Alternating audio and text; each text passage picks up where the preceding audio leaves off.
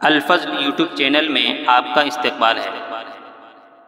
اس channel پر روزانہ قرآن پاک کی ایک آیت تلاوت مع ترجمہ اور مختصر تشریح پیش کی جا رہی ہے۔ ویڈیو اپلوڈ ہونے پر نوٹیفیکیشن پانے کے لیے اس چینل کو سبسکرائب کریں اور بیل آئیکن ضرور دبائیں۔ السلام علیکم ورحمۃ اللہ وبرکاتہ۔ میرے دینی و ایمانی بھائیوں اور بہنوں، سورہ مائدہ آیت نمبر 39 پیش خدمت ہے۔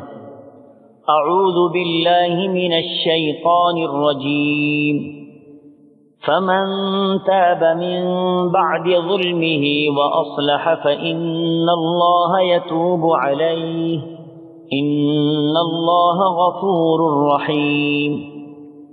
جو شخص اپنے گناہ کے بعد توبہ کر لے اور اصلاح کر لے تو اللہ تعالیٰ رحمت کے ساتھ اس کی طرف لوٹتا ہے۔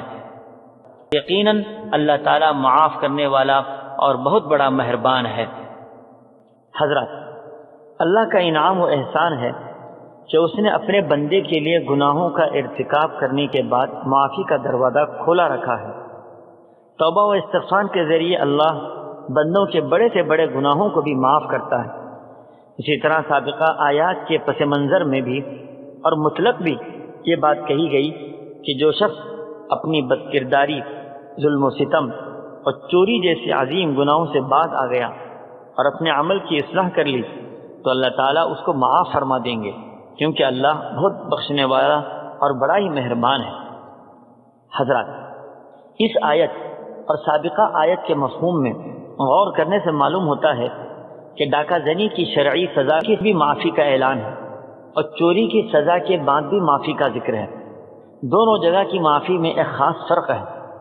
ڈاکہ زنی کے سزا کے بارے میں فرمایا کہ ڈاکوؤں پر حکومت کا قابو چلنے اور گرفتار ہونے سے پہلے توبہ کرے اس کو یہ شرعی سزا معاف کر دی جائے گی، اور چوری کی سزا کے بعد جو معافی کا ذکر ہے اس میں سزا سے مراد دنیاوی سزا سے مستثنی نہیں کیا گیا، بلکہ آخرت کے اعتبار سے ان کی توبہ مقبول ہونے کا بیان ہے۔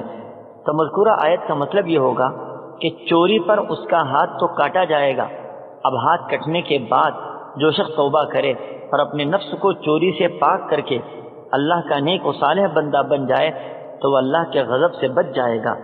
اس آیت میں توبہ سے مراد اللہ کے پاس توبہ قبول ہونا ہے، یہ نہیں کہ توبہ سے چوری یا کسی اور قابل حد جرم کی سزا معاف ہو جائے گی۔ حدود توبے سے معاف نہیں ہوتے ہیں۔ اللہ تعالی ہم سبوں کو گناہوں سے محفوظ رکھے، آمین۔ وآخر دعوانا ان الحمد للہ رب العالمین۔